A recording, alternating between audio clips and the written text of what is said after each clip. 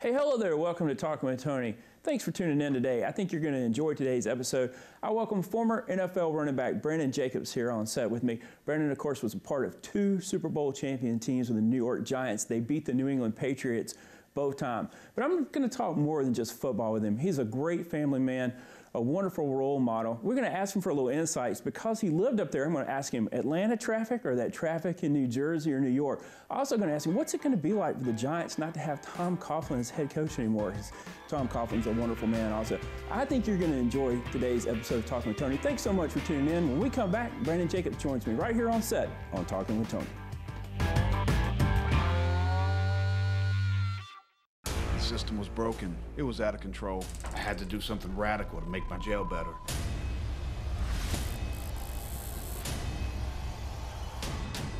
Our staff doesn't know that you guys are being planted in a jail. I have never been arrested. I have never been in jail before. It's going to be like a country club.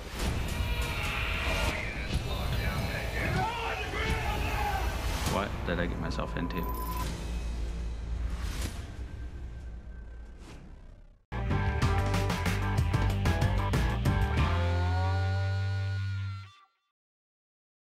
Hey, hello there, and welcome back to Talking with Tony. As I mentioned in my opening, I'm excited to have BrandonJacobs with me today. Brandon and I became friends this past year. Thanks for taking the time and driving down. And I know it's a busy time of year. You're doing a lot of coaching and giving back. So thanks for coming in and doing the show with me. Hey, thanks for having me here. I appreciate it. Look, I got so much to discuss with you. First thing I want to tell you is War Eagle. He started college career out at Auburn. Yeah. And let's be honest, you still love the Tigers and still get back to Auburn. You're going to go to A-Day. Absolutely. I'm taking my little guys. My little 9-year-old team coached the North Atlanta Giants. I'm taking those guys out to A-Day and let them see the spring game. Watch it from the sideline and get a chance to run around on the football field. That's going to be fun stuff right there, and it's going to be nice that you get to. I hope that now that you're retired, you can even come back to Auburn more frequently. Living in Alpharetta is really not that far of a drive, is it? Oh, it's not too bad. It's what, 2.5 hours maybe. Mm-hmm. It's not bad at all. So I mean, it's kind of try to get the kids back and see it and as much as possible. What are you most proud of when you think back to your career, collegiate and NFL? Is it the Super Bowls or is it something else? Well, that I was able to, I'm most proud of that I was able to come from where I came from in Louisiana. Mm-hmm. Learn so much from my peer, learning something from my teammates, that came from different backgrounds, had different morals, that believed in different things and did things just differently. Rich, wealthy, poor, whatever it was, and we all was able to come together and form ourselves as men, and that's one of my greatest things, for me that I took from playing football. You had a wonderful influence in your life in your grandfather. He was extremely meaningful to you, and he taught you so much, and then he told you so much and almost forecasted a lot of what's happened, not only in your future, but in our country's future. Yeah, he was a man of wisdom. He had a lot of it, and, he fought World War II, so, he knew a lot about the politics and what goes on and what went on then and what it was leading to. Mm-hmm. So he just taught me a whole lot about myself, and this is at a very, very young age now. I'm talking, 6, 7, 8, 9 years old. I'm learning about these type of things from him, and it was just phenomenal.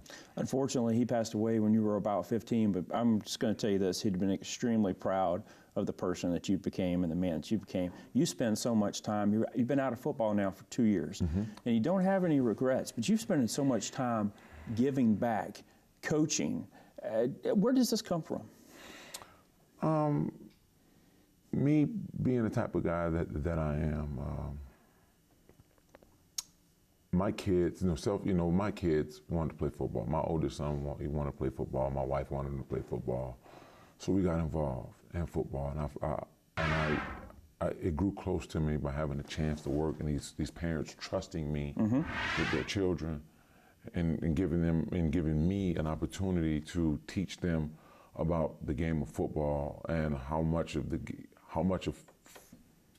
football relates in a real life situations right. and decision making and you know, and stuff There's like more that. to it than just X's and O's. It's more to it than just X's and O's. So, I mean, that's what I want to do, you know, and I want to keep the kids, you know, kids these days are learning a little bit too much, you know, about stuff they shouldn't be learning about at young ages. So, I try to get in. And, is it fair to say there's almost too much outside interference now? A whole lot of outside interference, and the kids can end up in some sort of trouble and not even want to be, or not, you know, just trying to get them aware of where they live now. Yeah, certainly. You don't wear your Super Bowl rings. If I had a couple of Super Bowl rings, they'd probably help me all the time. Great conversation starters. Where do you keep them, and why do you not wear them? Oh, I could just keep them at home, and I don't wear them because I really don't like too many rings, you know, and they're huge and uncomfortable too, so it's pretty good to look at. Though recently, I thought I lost them. Well, tell me the story about this. This I'm not aware of. Well, I went out to Kansas to my junior college, Coffeyville Community College. And they wanted me to, you know, we had a banquet. They was honoring me. They put me to the Hall of Fame. And I went there, and my coach wanted me to bring, you know, bring the ring. Like, okay, no big deal. I'll bring them. So I bring the rings there, and I come home, you know, and I thought I put them in my bag, which I did put them in my bag. But when I got home, I immediately put them in a drawer where they belong with the rest of the jury, and I didn't remember that I did that. So when I looked in that bag to finally get the rings to put away, I didn't see them. And it was like, it went on for like 2 months. Oh, wow. And my wife... this is panic time yeah, right it's here. Pain. I'm talking about it. I'm trying to sell all the rest of my jewelry so I can go buy many products. Like, I came up with all sorts of different things to try to get my rings back. But we you know, we searching on all sorts of Craigslist. We trying to see if somebody's put them up for sale or something. And my wife was looking for something, and she found them in the drawer. I'm like, that's like 2 extra Christmas presents under the tree right there, like that you were. 10 extra Christmas presents. So really, you were being smart. You got home, you put them away right off the bat. You're probably tired, fatigued from the trip, forgot that you had done that, and hey, so. Did it so quick, I forgot about it. Good for you. But having 2 boys, I mean, they're going to be, I'm very proud that their dad got those Super Bowl rings, and it could be in their hands, you know, one day as well. Heck, the way they're going, they may earn Super Bowl rings themselves. Who knows? You got one, what we think is going to be probably a future running back, and we got one that could be, I don't know, maybe a defensive end type guy. Tell us a little bit about your kids. Well, my oldest one is Braden. He's about 130 pounds, 5 foot tall. At age 9? He just turned 9. So he is a force to be reckoned with. He just won the Born to Compete sports ESPN youth sports thing here in Georgia. Lineman of the Year. Split it with another kid who was also a really good lineman. He's just a big boy. You know, he's just a force in the middle to be messed with, and then he's offensive tackle. He knows his assignments, depending on what defense line up. But my youngest kid is the more nimble one. I look for him to be maybe 6'2", you know, about 225, somewhere around there, and he's a little bit more nimble and fast. And, what was your playing weight? About 260? About 260, 265. So, look, that's huge. You know, I'm a big guy. I don't have that, but I don't have your kind of speed. Tell me about the speed and where the speed came from. Well, in Louisiana, you know, we got these levees, you know, of course to keep people from drowning, of course, but they were huge. They were tall. I used to go run up and down the levees. You know, when the summer came, I did it twice a day sometimes, worked out, ran. I had these platforms, these strength platforms to put on my shoes just so you stay on my tiptoes. Yeah. I ran in that, and it was awesome. You know, I got faster. I was able to jump higher. You know, and I just worked. I just kept going. Like everywhere I went, I pretty much ran there. And you sometimes did this multiple times a day? Sometimes I did it multiple times a day. Looking at TV, watching people like Rocky, drinking eggs and stuff like that. I used to do all of that stuff.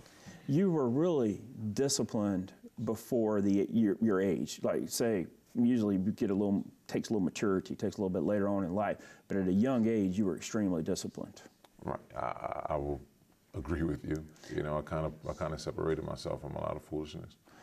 You see that in your kids somewhat, that they're getting that habit, if you will, from you, that they're being disciplined, because I hope they end up with your speed and your size, because it's a deadly combination.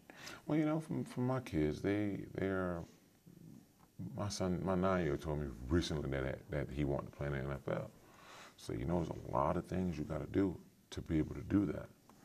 You know, I just want to let you know that you are consistently working.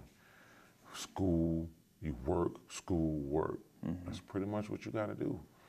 You know, no, you don't have to start now on your work and you're overworking and doing this type, you know, but when he gets a little older, he's gonna have those, you know, 2-a-day trainings and running and stuff like that. So he know what hard work is, and he won't be, you know, he won't shy away from it, and he know, you know, how he needs to perform in order to be in order to get where you want to get. But number one, starting with school, being at school is the only way you can get out of it, get out and have an opportunity to go to the next level. Sure.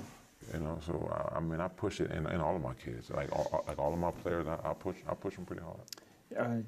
Like me, you married over your head. I've met your wife before, and she's an absolute sweetheart. But it's a team thing at the home too. It takes both of you. Oh, absolutely, and she's very involved. School, sports, like she is very hands-on with them as well. You know, I'm contemplating on that, on letting her help me coach the 6 and under team. Oh wow! This year. That's a wonderful endorsement, is what that is. Yeah, so just to let her learn a little bit more about the game as well. You know, not gonna let her call any too many plays, but but I want to teach her a little bit more about the game. I've had a lot of professional athletes do my show. People have been very kind to come in, just as you've done today, and they tell me their biggest adjustment was going from high school to playing in like SEC type stadiums with 80-some thousand people, more so than playing college ball to the NFL. Would you be in line with that? Yes. SEC is big time. SEC is the biggest the most competitive conference in college football, period. Not taking anything else away from the other conferences, because you know people have these debates. Sure. I'm talking about twice a day. Pac-12, Big Ten, we hear it a lot. Pac-10 and ACC. Yeah. You just keep going. People keep comparing, but there is no comparison to the SEC. You know, you got, and when bowl season come, they do go, and some of them lose to other conferences. But overall, they've been beat up all year long as well too. Yeah. So you know, this team's still fresh. These guys are like the Arkansas, where they beat up come bowl time. So. But the game in the NFL, the speed is what sets it aside, in my opinion. It is so fast. The game is fast. You have little to nowhere to go to your responsibility. You know, the lineman, going up to the linebacker, you got a linebacker here, a linebacker, you coming down blocking, he's fast, he's big, fast, and strong. You know, so that makes it all, you know, it's you get 2 or 3 people hit you at one time when you cross the line of scrimmage, and they stick to you. Boom, boom, boom. It's quick. No one has scored more touchdowns in New York Giants football history than you. Yet, I think you're as proud of your pass protection and your run blocking as you are of carrying that football. Absolutely, absolutely. Because you are when you're running the ball, it kind of takes a lot of people out of the equation. It takes the quarterback out of the equation, because he hands you the ball. You know, it's really all about you and your lineman at this point, or if you get a receiver out there that's going to bust his butt to go up to that third level and block that safety, which you barely ever got. Right. You know, they blocked the corner to keep him out, but running in between the tackles. I mean, for me that was pretty easy. But pass protection, on the other hand, you're helping. You know, you helping your line. You know, you're securing them. Then you got your responsibility. Quarterback has the ball. Receivers are running routes. You got more people involved in that equation. So you're helping you're doing a little bit more. You are part of it, you know, and keeping Eli standing on his feet so he can deliver the ball to receivers or tight ends or even a fullback that was released out in the route. I like that a lot more. Let's set the record straight. You had a great relationship with Eli, and Eli is all that. He is an awesome quarterback. I mean, his vision, his ability, his reads, they're right on. Eli's clutch. He's a clutch running back. You were the clutch running back, bro. A clutch quarterback that he knew the game. He knew the X's and O's. He forced us as backs. You know, coaches, put it in him. You know, by us seeing him know all of these different defenses and protections and coverages and who's blitzing from what coverage, which defensive back is coming, which linebacker is coming in, which defensive back is taking his place, which cornerback is blitzing, safety taking his place, and 3 technique, 5s and 9s, and college 4-3s, 3-4s, you name it. We had to learn it as backs because he knew it. He knew it, yeah. and he was changing the play on the offense according to what he saw. Yeah. In that defense. So why not be a second ahead and us learn that as well? So when we get it, no, we can't run that because they're in that front. Yeah. We can't run this place. He knew the Eli's gonna adjustment. Go to this. He knew the adjustment. So now, therefore, we see the adjustment. Got to get it. We know what it is now, and we're a second ahead of it. So versus with him changing it and not knowing what he's going to change to, he changes it. Now we thinking on what we got to do on that play versus knowing what he's going to change to before he do it. Better salsa dancer, you or Victor Cruz? I got to get out to Vic. I'll give that one to Vic. He's kind of he's good at it. But you know, I ran into this lady one time in a grocery store. It's a Puerto Rican lady, and she was a Giants fan, and she said to me, she said, "I need you to tell Victor Cruz he's doing the salsa wrong." Oh, really? So how's he doing it wrong? And she showed me. She said, he's stepping to the side way too much. The salsa is a front and back thing, not a side to side. I said, what do you mean stepping to the side? Like when he stepped back, she put her back down. She told me when he's supposed to step back, he steps out. And he do that, and then he brings it in, and he do the other one. He's supposed to be front, back. Right. Front. And she was like, I'm like, this lady knows better. She's legit. She's legit. So did you take this to Victor and say, hey, you need to make this adjustment? I met this lady, man, and she said, you're doing it wrong. He was like, yeah, all right. I mean, I don't know if he ever took it into consideration. This lady was more of a critique than Madonna was. Madonna was the halftime entertainment when the second time you guys played the Patriots in the Super Bowl. She was adamant about getting that over. She had that on her heart sometime. Yeah, I heard. She wanted to get it over, but she never met anybody that knew him you were the avenue. I was the guy to do that. Yeah, and I told him. That's really cool. We're coming up on the NFL draft. You were drafted in the 4th round. You were absolute steal. What advice do you give players as they're anticipating this? Because this is going to be a moment that's going to change their lives. This is the time now where I would say that they sit down and spend time with their families. You know, just sit and just not focus on the draft. I didn't do that. I didn't focus on it. Like I did, I should say, because when I was coming out, the draft was round 1 through 3 the first day, and then they go 4 through 7 the second day. I really thought that 1 through 3, I really thought that I was going to be in that 1 through 3 The first day. You know, I had people telling me at some point that I could go late first. I'm like, I didn't pay attention to that too much because I know who was in front of me. You know, and saying that, like, I was sitting there waiting. My phone will ring, it'd be a coach or a GM calling, my agent will call, hey, I just talked to such and such. You know, so the ball's rolling here. You're thinking activity it's coming. No. Yeah, shut the phones off. Right. Don't even work. Don't even talk. Don't shut the phones off. But to just be prepared. Be prepared. You can watch the draft and see who goes, but you should be just as surprised as anyone else when you get picked.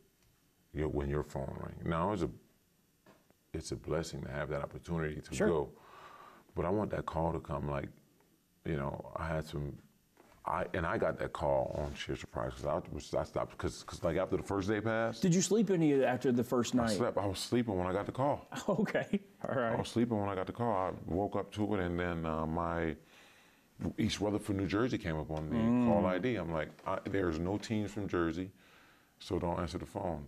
And I was just knocked out again. Phone rang again. It's like, this is a New Jersey call.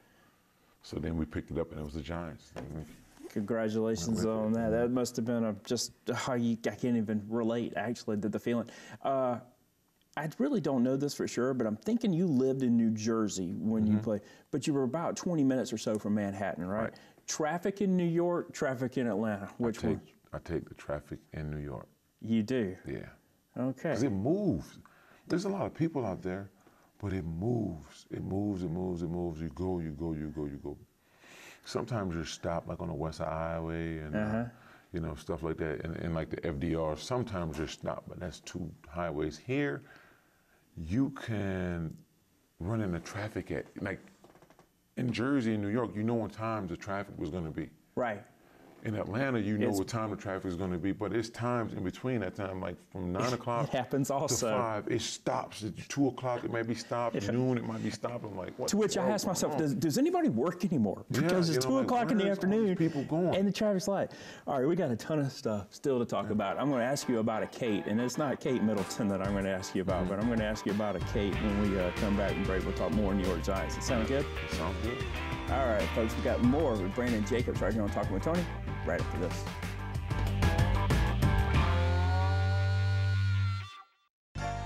It's an all-new season of Dinner at Tiffany's. Let's eat! My show is a little wild, a little crazy, but it's definitely fun. She's pairing her celebrated food Bacon, do your thing! with her celebrity friends. We have a lot of exciting guests. You'll never know who will drop by. We're gonna get to work. Look at how pretty that is. You're getting to see the real me in my kitchen with my closest friends. Pull up a chair. All new Dinner at Tiffany's, Wednesday at 8. Cooking channel. Stay a while.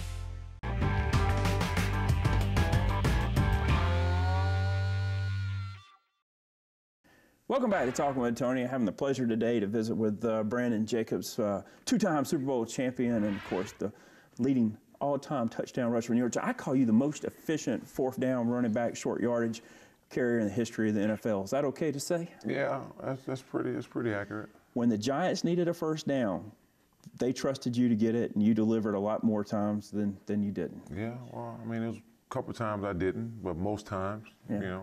I did, kept the ball moving in tough situations. You earned your money, brother. Yeah. Tom Coughlin will no longer be the head coach of the New York Giants. This is strange for me. It has to be overwhelming to you. Very overwhelming to me. It was a tough day in our house that day, that morning.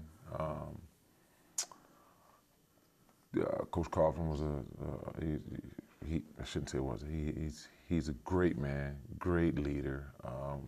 A three-time Super Bowl champion himself. Yes, and he's a guy who he knows how to get his team motivated to play. They give him a 4-win team, he gets 6 wins, and he still overachieved with the team he had last year. So you want to see him coaching again, even if it's not the Giants? I would love to see him coaching again. I would love to see him. You know what I really would love for him to do is make the decisions. Be a decision maker for an organization, like a general manager type kind of guy. I think Coach Coughlin in that role, I think he would have a great football team, and and everyone would be surrounded by great people, great men, great people working in the building, and from on it'll be from top to bottom, and everybody be great. When you speak of him, I could tell your sincerity. Okay, look, in my house, my wife's obsessed with Rooney Mara. I'm obsessed with Kate Mara. Tell me about them, because, I tell you what, beautiful girls, very talented women. Yeah, Kate is somebody that we all, we like seeing perform, whether she was singing or the anthem. She sang the national anthem before games. Yep, or in movies. We love seeing her, work and doing things, because we knew that, that she was a part of our organization, and she knew all of us by name, and she was a very nice lady. And the Giants, that's a family atmosphere there. And Absolutely. You've got influence from the Rooney side, you got influence from the Mara side, but they love their ball players. And those girls, even when they were young, they knew your names. Yeah. You didn't have to have your jersey on. They knew who you were. Absolutely. They knew us by face, and it's just knowing that they sat and watched games wherever they were. It was Giants, or for one half might be Steelers or whatever it was. They watched their games, and they were there. And they were sitting up in their box at all the home games when the schedules weren't too busy. My wife loved the girl with the dragon tattoo. That's Rooney. I'm a huge Kate fan. I will say this. I'm going to ask you what your favorite movie is, but I know it's going to be some kind of military movie for the appreciation you have of the military. Absolutely. Black Hawk Down.